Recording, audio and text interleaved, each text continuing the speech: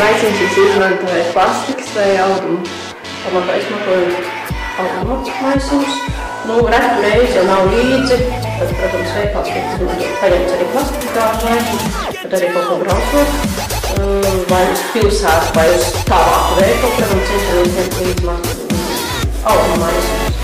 Un tad jūs izmantojat plastikās maisiņus, jūs izmantojat vairākas reizes? Vairākas reizes, jo pamatā visus divos maisiņus, kas ir kādreiz iepakojums, veikalā kā iepakojums tiek izmantots. Protams, dažādi pārtikas preču vai kaut kādu saimniecības preču ievietošanai, parasti mājās tiek saglabāts, izmantot otrreiz, vai arī, protams, izmantot kārtības maisiņu, kas, protams, ir